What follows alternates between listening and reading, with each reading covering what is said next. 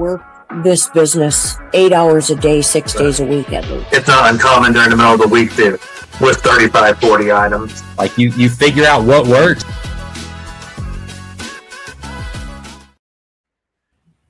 Hey, welcome everybody to the flip side. What's up? Let's talk reselling. Hey, if you don't know us by now, go back to episode 1 and check us out, man. We're going to tell you all about ourselves and how we got into this crazy world of reselling. Welcome in. And if you have any questions in chat, this is a live session for that purpose. So if you want to ask your questions as we're going along, we appreciate that. A little bit orders of business. We want to talk about, make sure you're liking and subscribing. We got our first 100 plays and downloads on Spotify. Oh, so let's go FlipSide. All right. So that's awesome. Yay. So make sure you're liking there as well. We appreciate you guys so much for your listenership. So we're broadcasting on Apple, we're broadcasting on Amazon and Spotify.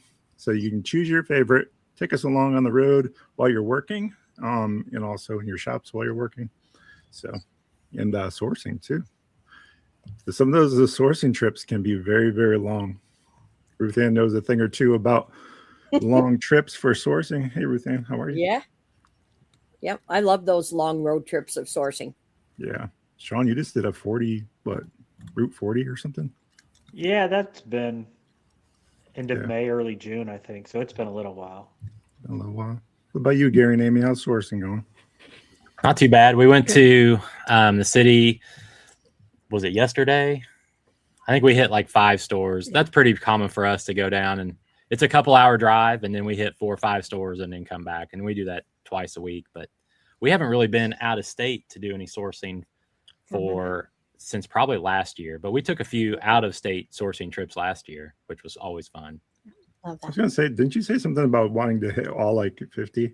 We did. Yeah, we've actually traveled to all 50 states. And so we kind of incorporated the last few states on our list into sourcing trips that we went on last year. So we ended up in North Dakota. That was our 50th. But we also went to Oregon and Idaho and Michigan and Minnesota, I think, as well. So yeah, nice. Minnesota's hot right now. So, Ellie, what about you? How's sourcing?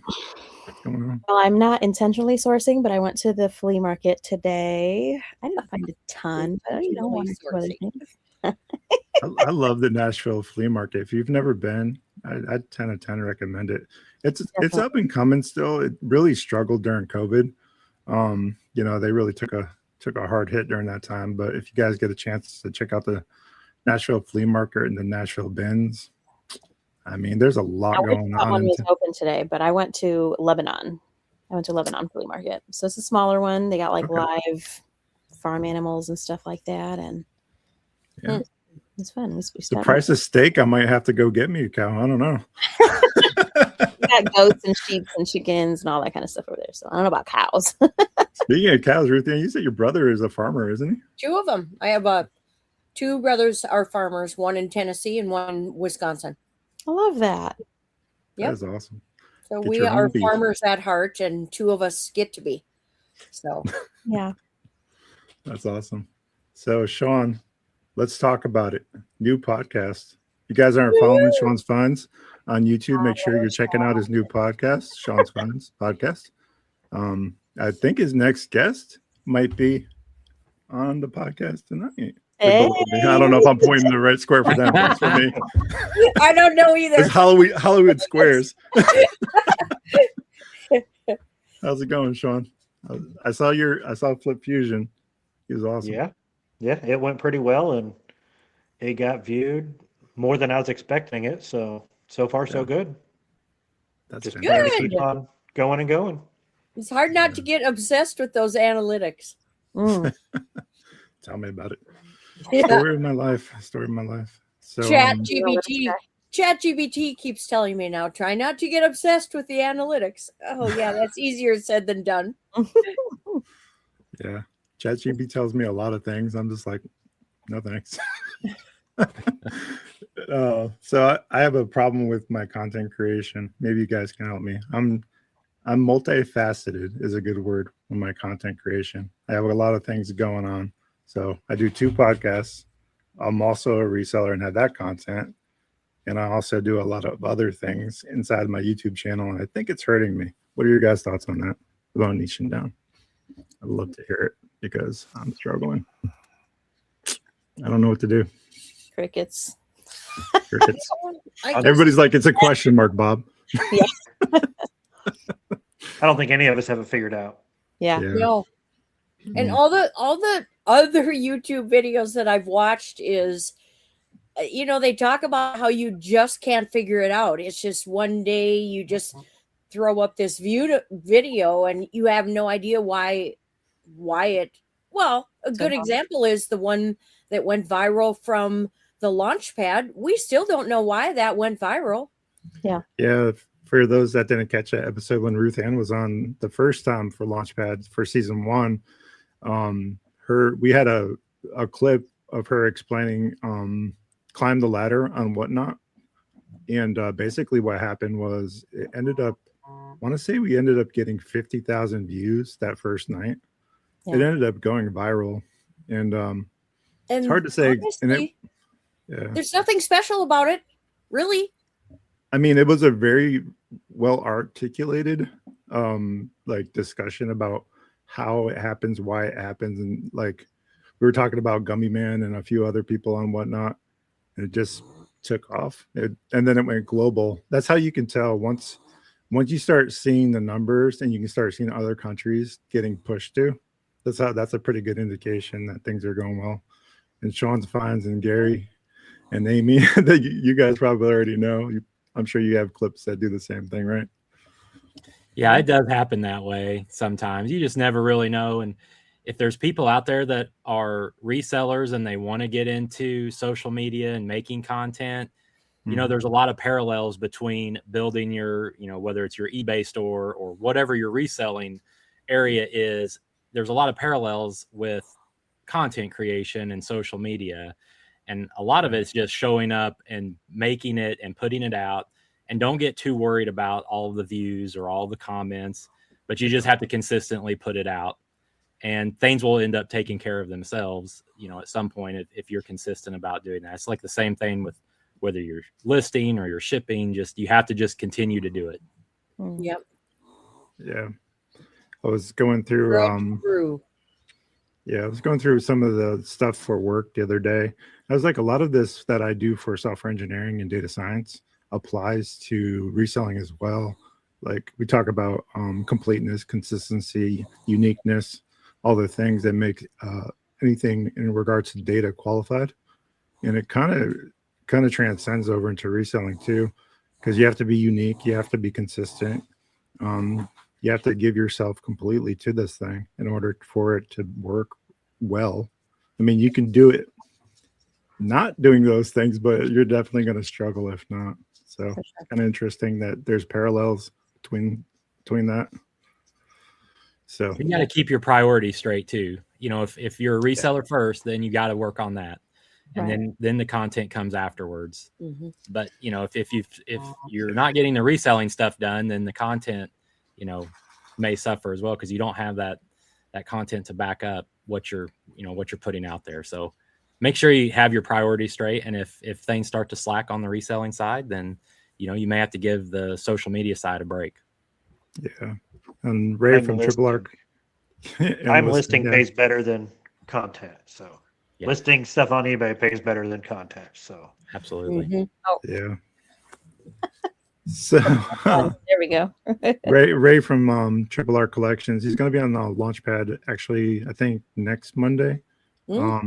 So y'all come out and see Ray when he's on but he also knows that he does a lot of different podcasts and the time sink that takes away from your reselling. So yeah, I got to be very careful. It's a balancing act for sure. Yeah.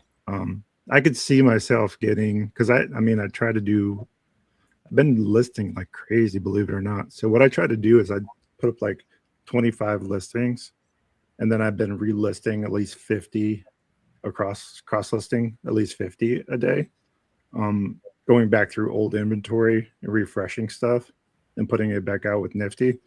And it's not necessarily helping sales right now, but I'm preparing for fourth quarter. So that way everything's nice and tight and ready to go. Because I think, if I recall correctly, beginning of August is when it starts to pop off for us. Yeah. So back to school Yeah, time. that's like now. Mhm. I was gonna say, you brought up Nifty. I saw something new on Nifty, and Mhm. I don't. My mom said she saw it like a week before I did, but Yeah. they're giving pricing suggestions with like sales comps. Are you seeing that? Yeah. They're not great. They're not. I was going to say, I was seeing it on Hot Wheels, and Yeah. Hot Wheels are very specific. I have one Hot Wheel, and they're giving me sold comps for like all the other.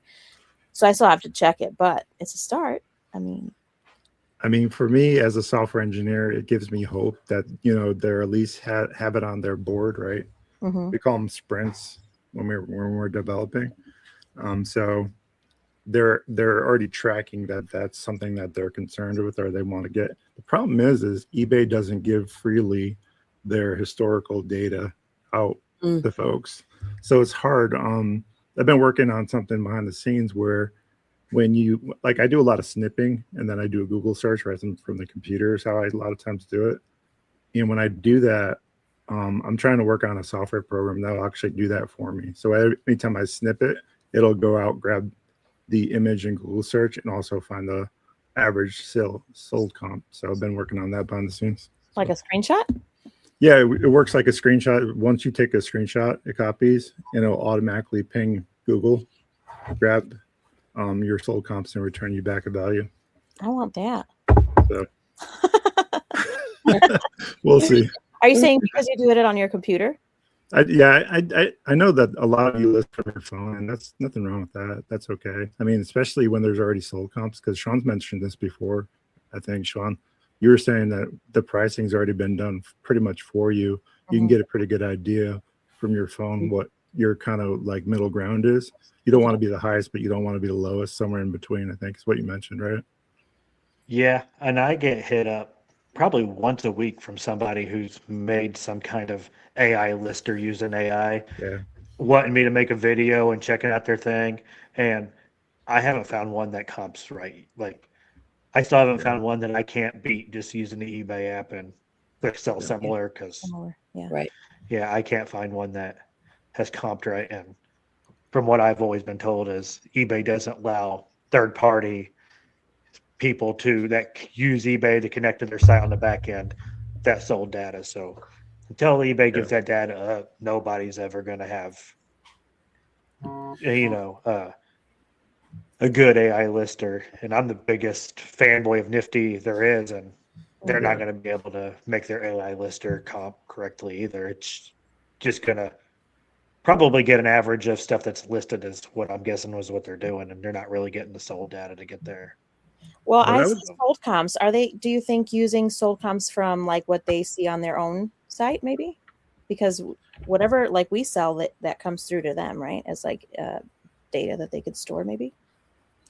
Yeah, that's a good point because I would think we've been selling for about 4 years now. You could technically use your own historical data because there's times where I said, I picked this up before and I can't find it online, but I know I've sold it before. I'll go into my own inventory and see exactly what it sold for in the past. So you can technically use your own historical data. So that's actually not like do a crowd share. Like even though eBay wouldn't give it, but a lot of people are very particular about like what their back end for business and what their selling things are. I think there's a lot of pride wrapped around in that. To me, I mean, I'm an open book when it comes to that kind of stuff. But I think that's a lot of where that's coming from. Plus, eBay historically, I think Worth Point is the only one that's even close. Yeah. So to having at least a historical record for comping. Interesting. But that comes behind the paywall. So I don't think it's pride. I think they just know that data is worth millions and millions and millions of dollars, and they're just not going to give it away for free. Right. So I don't think it's pride. I just think they know the value of the data. And for each individual AI lister to have their own data saved from previous solds, there's so many of them, they all have just a little snippet of data compared to like the whole eBay picture. Like there's times I'll list a bumper for a 2024 F-150 and I may be the only one that's ever sold one that's been uploaded to Nifty because it's, even though it's the biggest cross-listing platform, it's still teeny tiny in comparison to what actually gets sold on eBay every single day. So yeah, when I mentioned pride, I meant like from between, like if we were to crowdsource from reseller to resellers, like if we were to create our own environment, like as a community, I'm not sure people would freely give that information away because like you mentioned, data is a commodity, right? It's the one thing that we have to trade freely. Sometimes we agree to give it away without realizing what we're doing. And they go to data brokers, and next thing you know, you're on a list and you're getting phone calls. Yikes, that's me. I don't always pay attention. Maybe more lately I have, but I'd be like, whatever. I just click the checkbox. Yeah, I mean, when you're getting that Kroger card and you're getting the butter for $2.99, they're also scanning everything else that you're buying and sending it off to who knows who, so that they can sell you a bunch of other stuff that you're buying and tracking your trends. It's called market basket analysis. There was a correlation. Some data scientists made a correlation between diapers and beer. And so when diaper sales went up, also beer sales went up. Well, come to find out that the dads were going in there for diapers were also buying beer. So makes sense. I mean, yeah, so that's funny. Yeah, I used to do a lot of market basket analysis when I worked for Boeing many years ago. That's pretty funny. So what's selling out there, guys? Tell me, how's everybody's sales? I think I had the biggest week I've ever had. Wow. Oh, nice. Yeah, So tell us all about it. I'm pretty happy about that considering it's midsummer. That's awesome. Yesterday I sold 77 pieces of glass on Whatnot, and I'm finally starting to really get good prices from my, from that big pick that I picked 1,500 pieces of glass. I'm finally getting that really rolling so that I'm getting some good cross bidding on that. So that's amazing. So it catapulted me into the biggest week I've had in 2 years. Yeah. Awesome. Let's go. Sweet. Pretty sweet. I know you have a big goal for 2026. I think it's possible, Ruthanne. The way things are going for you. I'm hoping so.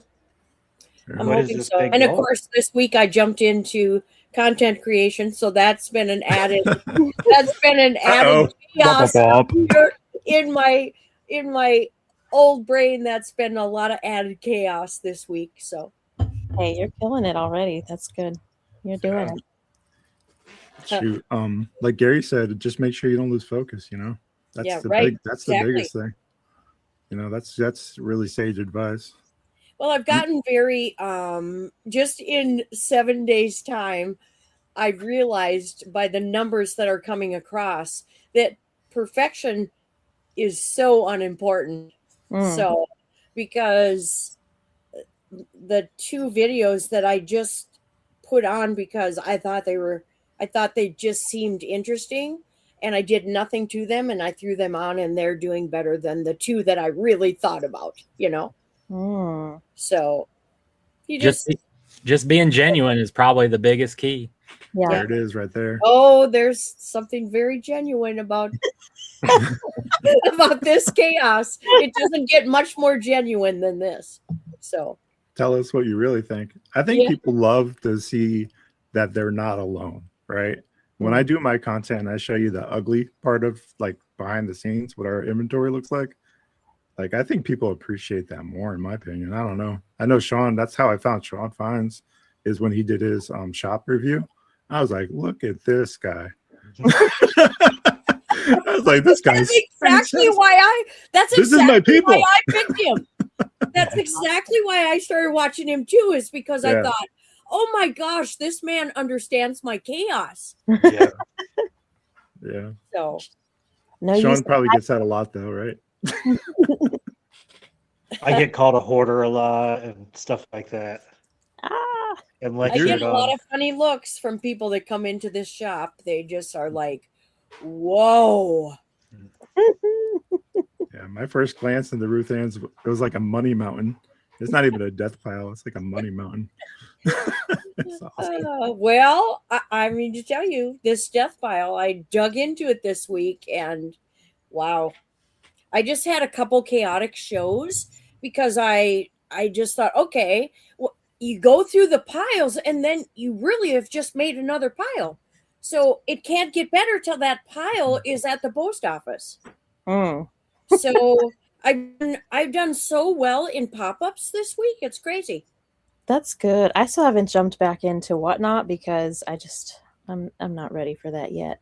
But I've been listing a lot of stuff that I've been sitting on for years, some of these items. And I've been selling some. I've been able to make like anywhere between 200 to 500 extra a week. And yeah, let's go. Yeah, that's awesome. That's a lot when you add it up. Yes. When you add it up to the month. Like $50 to $100 sales. So I'm like happy.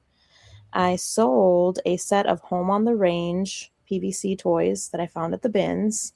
And it was in its box. So it's a Disney movie, right? It's in its box. This box is tore up. I almost took them out and sold them like that, but I disclosed and showed pictures of the box that's torn up and the window was broken and all of that. But it sold for $100. Yay! Michaela almost got her hands on it a couple weeks ago. She's like, "Thank you." Yep, I'll take that. And I'll go ahead and list it. Yep. That's awesome. I think that's a more rare item, right? Because I don't think they made a lot of toys and swag for that movie. Home on the Range, Chicken Little, a couple of others that like just didn't really get a lot of attention, I guess. I sold a Chicken Little plush for I think almost $200, but that was probably like 5 years ago or something. Yeah. Dang. Yeah, that was like the beginning of my, hey, this is reselling. Speaking of the sky falling, have you guys seen? I know I mentioned it in one, like I think either the first or second episode of this, that UK watch group that's contesting the Depop merger. So I was reading up on it. They have until August 6th to prove that basically what they're saying is that eBay is going to be a monopoly for them, UK and Australia, because if Depop were to, get assumed or whatever. So I think the only argument that they would have against that is Vinted. But Vinted is not necessarily made for resellers. I don't know what you guys' thoughts are. I've heard mixed results about Vinted, whether or not you can just push 1,000 listens to it and not get bumped out. What do you guys think? Vinted? I have 2 items listed on Vinted, so I don't know that I have a great opinion. Yeah. Gary's smiling. I've been dabbling on it and have not got kicked off yet. Okay. So I fully expect to wake up, and most of my sales have gone to the UK. Yeah. Supposedly, word on the street is they're opening it up to Australia. I don't know how valid that is. So, I mean, I would say 90% of my sales are UK sales. So it's working good for me. It really is geared towards like non-resellers, Yes. sell stuff out of your own closet. And there's a lot of chatter online about people getting banned because it appears that, they're resellers. So Really? far for us, I don't know, skirting outside the lines, but it's been working for us, and it's just the listing like the listing flow. Super, super easy. I even mentioned it to my niece. She started selling her stuff online. Basically, you just pick for like shipping. You don't weigh anything. You just pick small, medium, large. Right now, shipping's free. On the flip side of that, also, I've started doing a lot of sourcing on there for items. Oh, nice. So we're very particular on what, like, the condition of our clothes and stuff like that. So I've got one that rolled in so far. It was perfect. So we're waiting on the other ones. Like, it has an opportunity to, I think, really, compete. And I mean, and it's such a tiny platform so far. I mean, it's very small, obviously, compared to eBay. And I don't know what their goal is or what their mission will ultimately be if they want to try to compete with the Poshmarks and eBays. But, so far it's been a nice little outlet. We've had kind of a niche that we've posted some stuff on there and have found a little bit of luck with, some of the stuff we've sold on there. So, I mean, if you're, if you have some stuff that you want to try, I'm very cautious not to list too many. Yeah, though, and so it's probably, like we definitely did not go on there and just dump 1,000 or 5,000.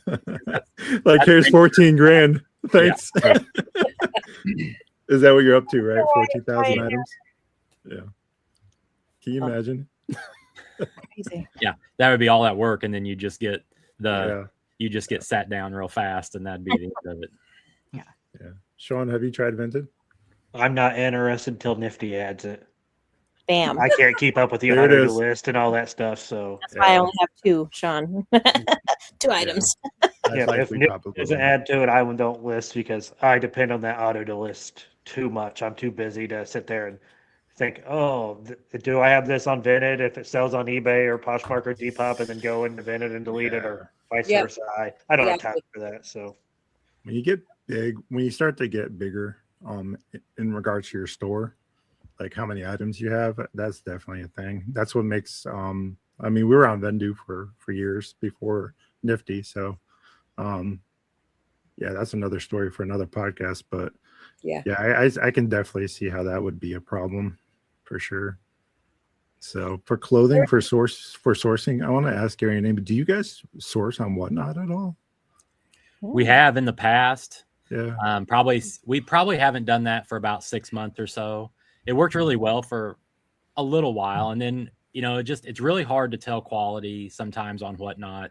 Yep. Because it's such a volume thing, and it's not the fault of the sellers on Whatnot, but for us, we really try to work hard to make sure that we don't put things up on eBay that has stains or holes or whatever. Like, we want it to be as perfect as possible, and that's really tough if you're selling on Whatnot and you're going through that volume. It's hard for someone to catch a small flaw. And then when we got it, we were starting to get into instances where there was a flaw that wasn't mentioned or it wasn't obvious. And like I said, it wasn't necessarily anybody's fault. It's just the speed that it has to go on Whatnot for it to work for those sellers. It just wasn't great for us. With that said, though, there's a lot of people who I think source for eBay from Whatnot and have good luck, and it works really well for them. I think we're just pretty picky when it comes to that stuff. And so like, we'll go to the store and look at it on the rack and get, a firsthand able to look at it, touch it, and really know. And we still miss stuff every once in a while. Like, we're not perfect in that regard. He misses stuff. I don't. Perfect. That's true. So where do you source most of your clothes? Where do you source? Probably, I'd say 80%, maybe not, maybe 70% Goodwill and thrift stores. And then we do a lot of garage sales.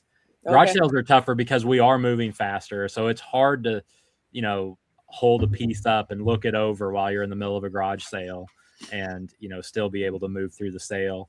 But like when at the thrift store, we have the time to, give it a once over and make sure that everything's good. And then other area, we'll do some clearance sales from like department stores or retail arbitrage. And then estate sales is another one. We have some, folks that we've made connections with over time that once in a while will call us if they've got stuff or found stuff. But all that makes up a smaller percentage than the thrift stores. We have business cards that, like, a lot of times when we go to the post office, we get a lot of attention with the amount of volume because we stand in line and have them personally check it. And we have business cards there. So get some business cards, and it has, some of the items that we buy with our store on the front. So when people say, why am I standing behind you waiting for you this long? Then you talk them up. And that business card, like, on one side, it's got a QR code to our eBay store so they can check it out. And then on the other side, a lot of the different brands that we buy and that we resell. So, and that's turned into a few connections over time. Just, having that to hand to someone with our contact info has been nice, because it's turned into some connections that, in fact, a couple of our best connections ever came from passing out a card that, I bought a bunch of stuff from a guy at a garage sale, and we cleaned out his closet 2 or 3 times with great new tag clothes that, we'd have never found at the thrift store. So. Ruthanne, are you handing out business cards, or how's that go for you? I do sometimes. You do? Sometimes. And one time not too long, it was last summer that I happened on a garage sale, and they were actually closing their garage sale and packing it all up. And I just said, and it was a high-end area. So I just said to him, what are you doing with all your, because they were just like throwing it into boxes. You could tell they were not putting it away to keep for the next one, you know? Hmm.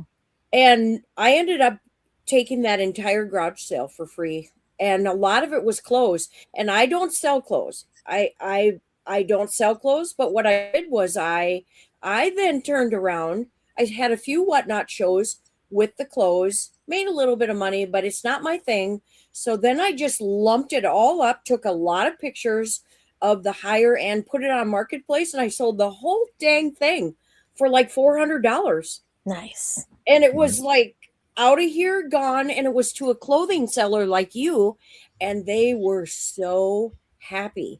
I mean, they probably got 500 pieces of clothes. Yeah, that definitely makes it worth their time to get a large amount all in one spot. She was so happy. Money and get to So go. and I was so happy. Yeah. Ooh. Yeah. That's a good deal when all sides leave happy. Yes, that is. That is. I love that. So when you're at a garage sale, I mean, I've learned to be vocal at a garage sale, especially ones that are on the last day. And a lot of times I'll leave a business card and say, you know, if you really want to get rid of your vintage glass, you don't want to keep it, let me know at the end of your garage sale, and I would come in and do a bulk buy. Yeah. You know, for less than what you have it here. Mhm. You know, and sometimes they call back, and so you got to be vocal about what you do when you're out there. Absolutely.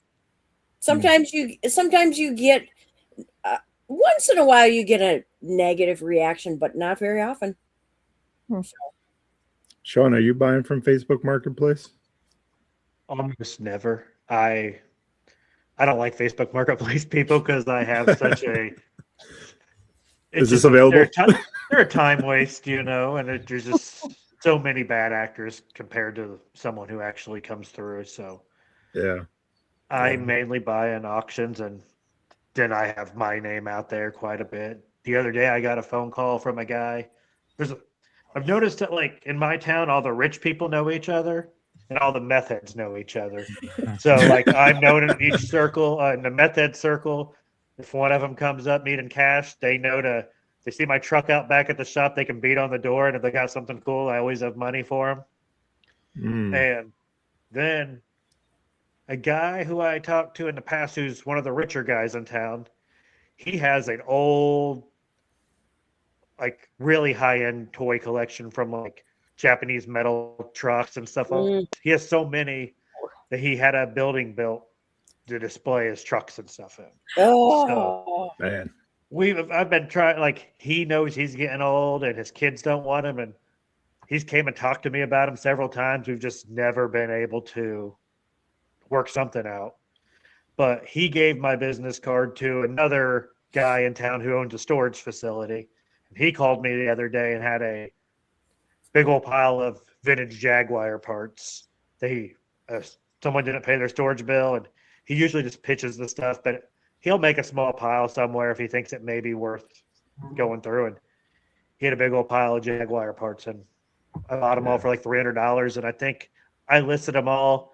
And I think I got a little over $1,800 in listings out of them. So I was going to say that stuff's not cheap. Right. So I network pretty heavily and get deals like that frequently. That's awesome. It's easy to network when you live. I mean, I live in a really small town, so it's getting very out there what I do. And, you know, you can't hide when you go to the post office with 50 packages. You know, you can't really pretend you don't do what you do.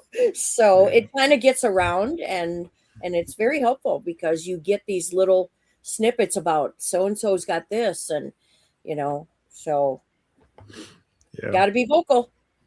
I feel like, go ahead, Ellie. I feel like we would catch hate, Bob, if we tried that because I think because it's for children, like people. Yeah, so that's the thing when it comes to our particular niche. Yeah, it can be a little bit like that.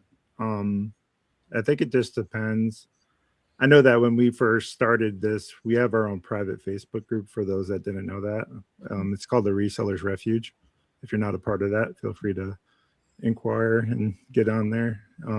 It's a non-judgmental zone where you can talk about reselling. and feel safe in doing so. A lot of times those Facebook groups can be brutal. That's not what we do Yes.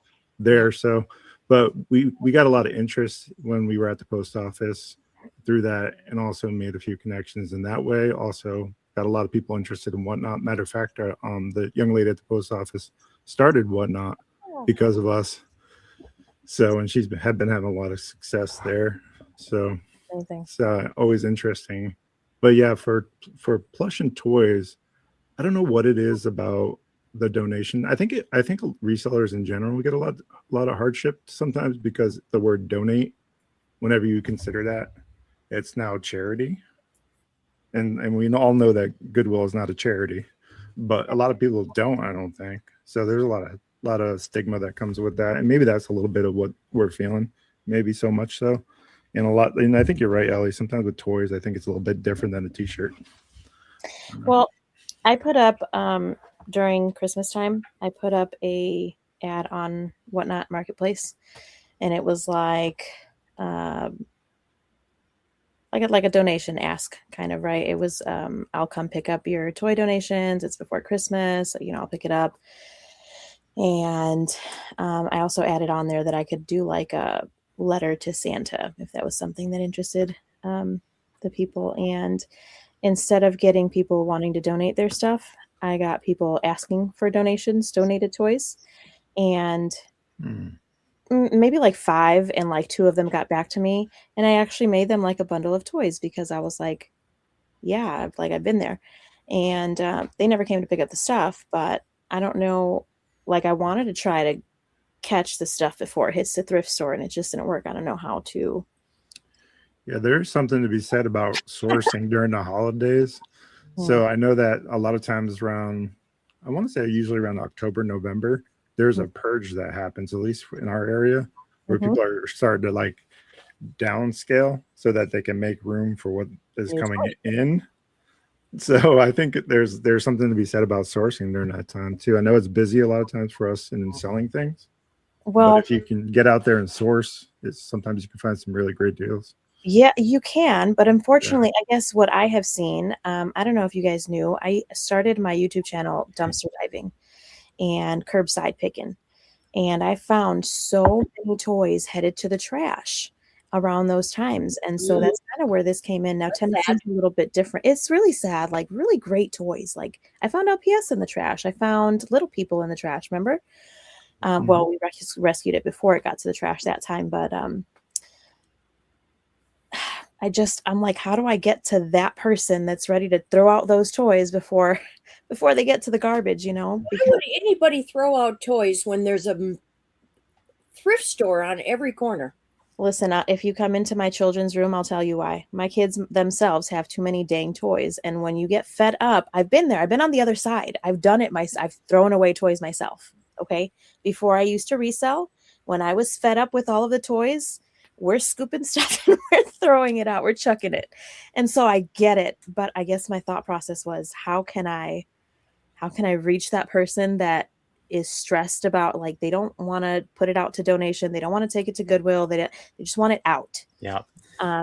So it's interesting that you're talking about this because, I had seen something the other day, and I think, Ruthanne, you've said, like, why wouldn't you just take it to Goodwill? Because that's such an easy thing to do, is put it in the car and just take it over there. But the resistance even to something like that, for a lot of people, they have so much stuff going on that, like, the easiest thing for them to do is just put it in a trash bag, onto the curb, throw it away.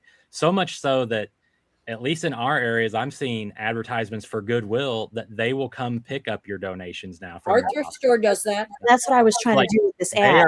They are eliminating that, even that low barrier of you taking it to them. They will now come just get it from you. And so, like, eliminating that resistance, as low as it may have been from the get-go, that's what Goodwill's trying to do. So I think you're onto something, Ellie, about trying to figure out how do you intercept those potential donations if that's something that you're wanting to do. Yeah, so I've seen it done successfully in a couple neighborhoods where I was doing dumpster diving, and I think that, like, some company, and this this has to be some kind of a reselling company. It wasn't Goodwill or anything, but it has to be somebody that was reselling or doing something with this clothes. They would offer a bag. This bag was like an orange garbage bag. And I think you could get it in the mail and fill it up, and you just set it outside on a certain day, and that company would come through and pick up all the orange bags. Bags are orange, can't get confused with anything else. It was their own branded bags. And I was seeing that and I was like, how do I do that? So I tried it with the ad. It didn't really work because, you know, I didn't mind that people were asking me for donations because I mean, I have freaking a million toys. If I can get something together for you and you need it, please come. They didn't even come. I got it. I figured it out, Ellie. You ready? Okay. Here it is. Here it is. Okay, my brain's working now. Logical. I'm in logical mode. Uh-oh. Now, hear me out. It's really not that mind blowing. So sorry to disappoint in advance. So you take a red bag. You staple your card to it with a little explanation, right? And just leave it on their door. Just copy that. And just see if it happens, right? And then say on Thursday in this date, we're going to do a collection. Don't even advertise it. Don't do anything. Just leave the bag with the note and then see if the neighborhood shows up for you. And do it in small populations. How do we get stuff into people's mail? Is that expensive? Well, don't put it in their mailbox because I think that's a federal crime. Lawfully. How do we do that lawfully? How do I get stuff? You know? Put it on their front door like a door knocker. You buy a stamp. Oh. Buy a stamp. There you go. I'm talking like advertisements and stuff. It gets in everybody's mailbox, right? So if I want to do that for a certain neighborhood, they pay in bulk to the post office and then they deliver it. I just figured, what if like even in my small apartment complex, because I live in apartments, I could like put up something near our mailboxes where everybody goes. I don't know. I'm going to keep brainstorming, but I think it's... Well, you have an entire crew in your neighborhood. Your kids have friends. And there's like 30 of these kids. I probably know half the dang neighborhood. Like when I was at Ellie's visiting and we were helping her out with her storage area. And there was at least 30 children, at least. And we were giving stuff away to these kids because there's so much to go through. And let me just tell you, man, these kids showed up in force. Now, you got to figure out how to leverage these guys, right? Yeah. Right. Yeah. You mean bribe? You mean bribe? Well, you know, I'm trying to be nice. I'm naturally a child magnet, and I love children. I have 4 kids, right? That's not enough. All of the neighborhood's kids come here because you're the cool mom, right? Like I'm the cool. You got all the toys, of course. I try to be cool with the teenagers too. It doesn't work, so. Yeah, there's no being cool with a teenager. Yeah, nobody can accomplish that. Yeah, once you reach a certain plateau in age, it's just like, no, thank you. It's so like that when you're a grandparent too. I mean, you think you're going to be the coolest person for the whole 18 years, but boy, even as a grandma, you become very uncool at about 13. Dang. Mm-hmm. So, well, I guess I'll just shake it off. It's just how it is. Pivot. Speaking of pivoting, so let's get back to sales for a second. I want to talk to Shawn. Shawn, you're chasing your goal. How's things going? I haven't checked in a while. Right now, I'm probably behind pace, but it's you know how quarter four can be. Like last year, this time, my 90-day total was probably like $65,000 in the middle of the summer, and right now it's just a little over 80. And last year, I think I hit up to like 111 or 112 from between this time last year into quarter four. So I would kind of like to see my 90-day total hit the 125, 130 from where it is now, and my store's bigger and have higher dollar inventories. So yeah, can you remind those listening that haven't heard your goal yet what your end of year goal is this year? $500,000. $500,000. Yep, between all the platforms, not just all eBay, by himself. Let me just say that out loud because I have tremendous respect for that. Since I run my business completely by myself, I can't even fathom that kind of goal. So this is how I feel. Every time I see one of his goal posts, I'm like this because I just can't even fathom when this man sleeps. I know That's if good. anybody can do it, you can do it. Well, you know what it is he baked it in early, right? From Mhm. what I can tell from Sean's story, and we talked about it a few times, he was working 12-hour shifts in a factory and doing this as well. So early on, he baked that work ethic in. Yeah. And by doing so, he continued to leverage that going forward. So all those hours spent working, building someone else's dream, now he's doing it for himself. And he doesn't know anything else but to do that, I think. Still, So, though, you have to have a heck of a Yeah. support system. Discipline. You have to have a terrific support system because yeah, his wife, it must be an angel. there's got to be No, people my in wife's great. there's got to be people in Sean's life picking up slack at every corner, because I just can't even. Well, I mean, that's I what- would love to work 12 hours a day. I would work more than that probably, but Yeah. I just can't because there's just so many needy pockets in my life that I just couldn't possibly do it. I have a wife that I can text and say it's usually I try to leave the shop around 4:30 every day and come home. But I have a wife I can text and be like, hey, I need to work an extra hour because I haven't hit my listing goal for the day yet because I got caught up doing this. And she'll be like, okay, I'll start dinner later and I'll see you here in an hour, and she's really understanding about that kind of stuff. So It's good. Love that. That Good. doesn't always happen. They say the biggest choice you'll ever make is your spouse. Mm. So Mhm. that's that one slaps. I've been married 3 times. Don't judge. All right. Lucky at life, but not at love, right? Well, I think I figured it out this time, though. Yeah, third time's a charm. Third time's the Yep. charm. There Exactly. you you found go. a wife who's a listing machine now. Yeah, man. She Yeah. honestly, kidding. she's the backbone. Live, Gilbert. We're live. Yeah. Welcome in. Thanks for showing up. What's up, Gilbert? Yeah, this is live, buddy. Welcome in. Yes, sir. Yeah. So, speaking of spouses, how's the duo doing? I saw your June numbers, man. Oof, Lord, about blew the rest of my hair off. Looking pretty shiny, Bob. Yeah. Wait, did you guys watch the Toy Story movie? No. No. The joke in the Toy Story movie was Woody's bald spot. He was in the back. fading. He was Oh, fading out no. on his head or Fading something. out. That's right? terrible. And like anytime he would you would see the back of his head, the other people would be like, so shiny. I think that happened 2 or 3 times. It was great. That's Oh, awesome. That's But yeah, your guys' numbers are crazy. Like, June was actually a little down than what May Was was. it? Yeah, just a little bit. So oh wow. we probably had a drop off, probably because we have a little bit of a summer slowdown usually somewhere in the June, July area. And then we sourced some really good garage sales back in like April and May that helped out some of our numbers. We had a few hard goods that did really well back in May. So we hit some higher end. We had a couple pretty good hauls in May that bumped those numbers up probably a little artificially.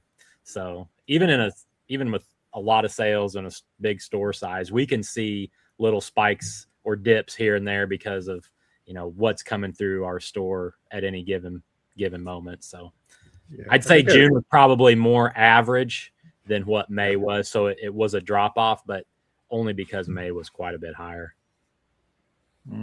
I know that I saw a video of you guys. I think it was Johnny Was. Is that what it's called? Yeah. That's part of the reason that May was so good. That was because of incredible. Like I think you had to call Amy up and like bring me more money, lady. I was in the town next to us. Like I wasn't even in this town. Oh, so there's one big key if you go garage sailing is to make sure you have enough cash. And you just never know. Most of the time we've had plenty of cash because we prepare for that before. And, we have Venmo and all the electronics, but that doesn't always mean that the person running the sale accepts Venmo. Right. And in that situation, that garage sale, I walked into it and I saw the clothing rack in the back of the garage. And the first couple pieces I looked at was Johnny Was, which is a great women's brand. If you're not familiar with it, it's very intricately made, a lot of embroidery, silk type stuff, blouses and button ups and, just stuff like that. And a lot of the times brand new, the stuff retails in the $2,000 to $500 range, just depending on what it is. But she had probably 30 to 40 pieces of this. And when we settled on a price, you know, I just didn't have the cash, and she didn't take Venmo or Cash App or anything. So I had to, luckily Amy was only about 20 minutes away, but she was in another town doing garage sales. And so she had enough cash that we were able to make that happen. But those pieces that we bought from her, you know, have pretty much all sold in May, and that spiked our numbers for the month. But the, you know, going back to talking about, you know, giving people a card or telling them what you do, we gave her a business card and said, you know, because she had mentioned while we were doing this deal that she had a ton more of the same brand and a lot of other brands that we buy.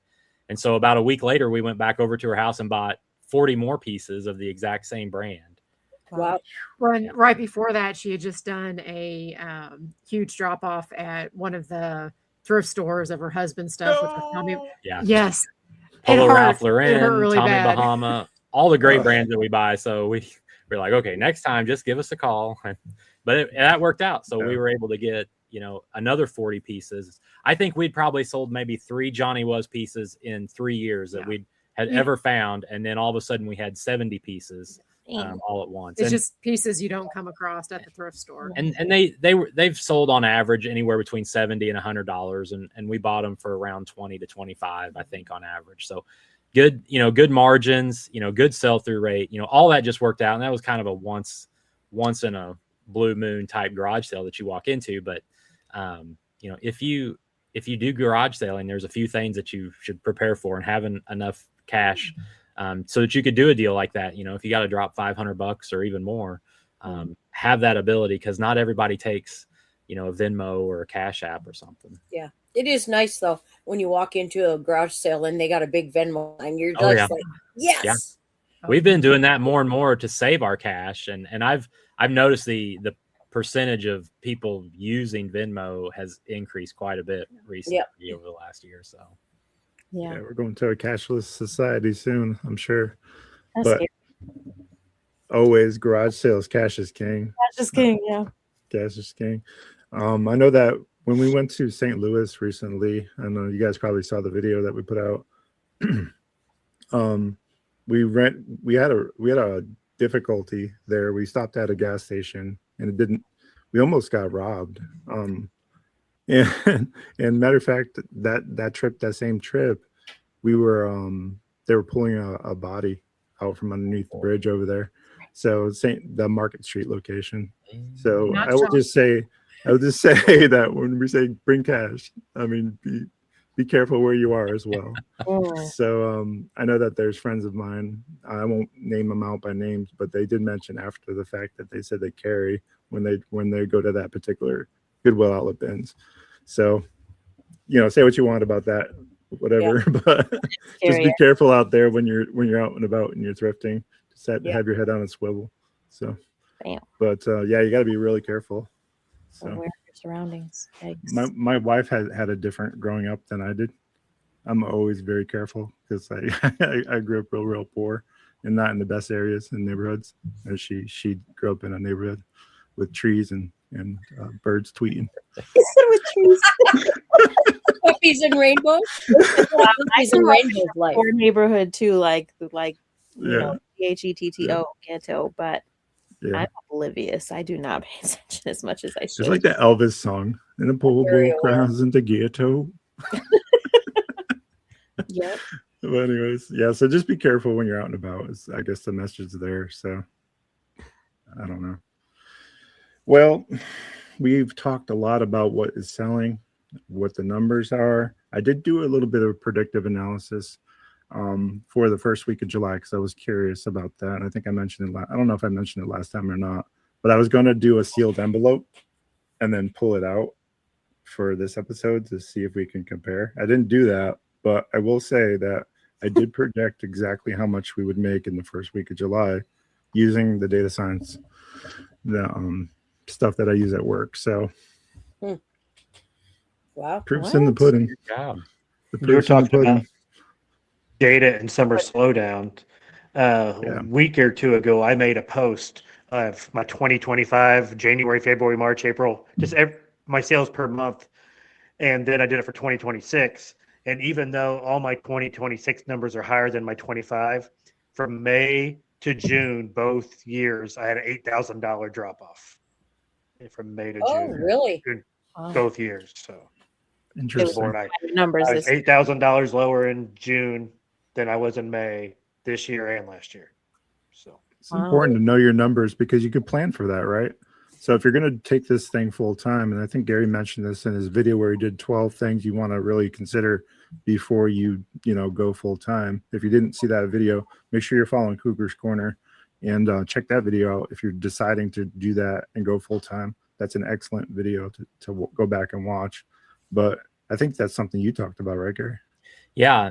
I think one really important piece, and I feel like there's probably a lot of resellers that maybe overlook this, is watching and tracking their numbers on a monthly basis. Yeah. And keeping that historical record, because eBay is only good enough to go back so far. And then if you're selling on more than eBay, then eBay is not going to include your Poshmark numbers or your Depop numbers. So you need to have that comprehensive look at everything that you're doing when it comes to your reselling, so that not just your gross sales, but all of your expenses, all your cost of goods, how that changes over time, and then what your net profits are. If you can track that on a monthly basis, once you get, a year or even 2 years worth of data, you'll start to see the patterns of when your busiest times of year are, when your slowest times of year are, and you can make some decisions and base certain decisions on, when your slowest time of the year is, so that you can, look at that overall. I think for us, when we decided that I would go full time, we had 2+ years worth of data. And we knew exactly when, we talked about before, like January, February is our slowest months of the year. And that has proven true, 3 or 4 straight years in a row, just because we track that data. And if, even though our store's been in a grow mode for that same amount of time, over the last 3 or 4 years, the shape of the graph is the same. If you lay them right over the top of each other, it's just more each year, but it's the same shape. Like, it's the same months that drop off. It's the same months that increase. And so it's very predictable if you're just consistently listing. But if you don't track the data, then you'll never know for sure what it is that you have. And so even if you have to, I would just suggest tracking your gross sales, your cost of goods, and all of your expenses, so that you can get your net profits. And if you can just track those numbers just at a very basic level, you'll have a really good understanding of what your reselling business is doing. Yes. And that will keep the IRS away. Yeah. I have to admit that is not my strong suit. The thing I'm best at is selling. Yeah. And the rest of it, I mean, all those numbers, I could really use a numbers person right next to me, because I don't even like that part. I mean, well, Ruthanne, if you want, you can use My Reseller Genie. Yeah. My Reseller Genie is great. Yeah, they're actually a sponsor of all of our podcasts, and I believe there's a code that you can use for that, Tennessee Treasures. Why don't you tell them about it?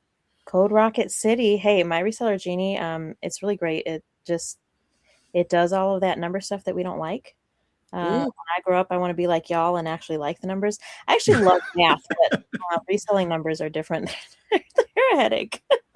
My Reseller Genie keeps track of sales, and you can integrate banks if you have a separate bank account for your business. Yeah. Credit card integration. I think they just integrated with Etsy, which is a huge thing. One, yes. Yeah, they just did this, and then they have Whatnot as well. They just integrated with. So it's easy to be able to kind of transpose your numbers from the actual platforms into a software and be able to track them in real time and give you those profit loss statements that are going to be important when it comes tax time. They also have, I think it's the tax form that you have to submit. Yeah, the Schedule C.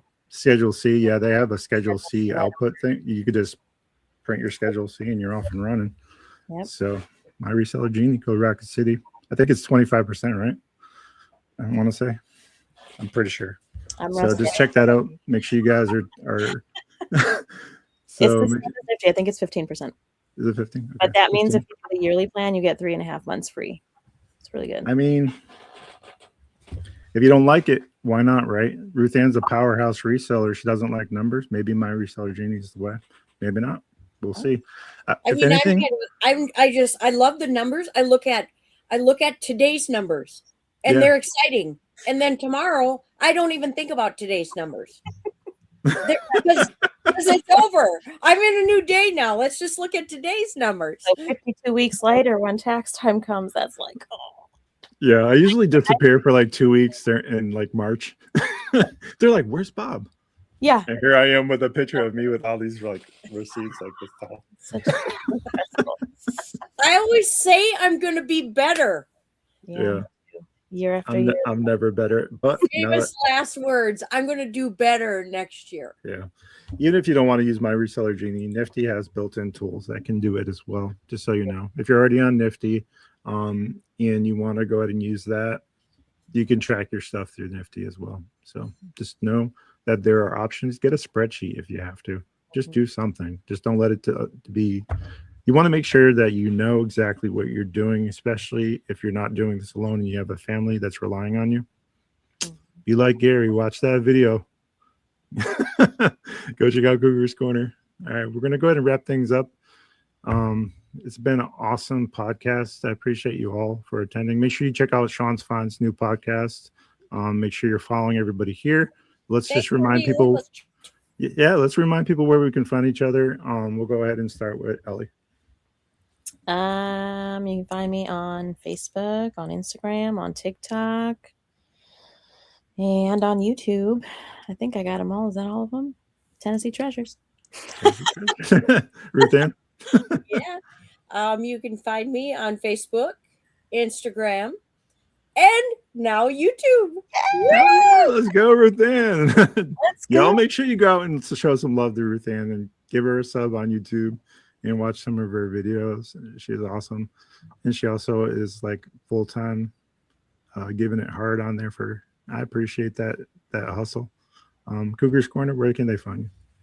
We are on Facebook and YouTube, Cougars Corner on both of those. And we also are on Instagram and TikTok, Cougars Corner. Awesome. Shawn? Shawn's Finds on Facebook, YouTube, Instagram, and TikTok. And the Shawn's Finds show is on YouTube and Spotify. Yeah, go watch Yay! that. Make sure you sub and watch. He had Flip Fusion on his show, and a little birdie told me that there's another guest coming. Shawn, you want a spoiler alert, or you want to? Tomorrow morning at 6 a.m., Gary and Amy are episode number 2. So, oh snap! I feel like 6 a.m. though. I feel like I wish I wasn't having to go to work tomorrow.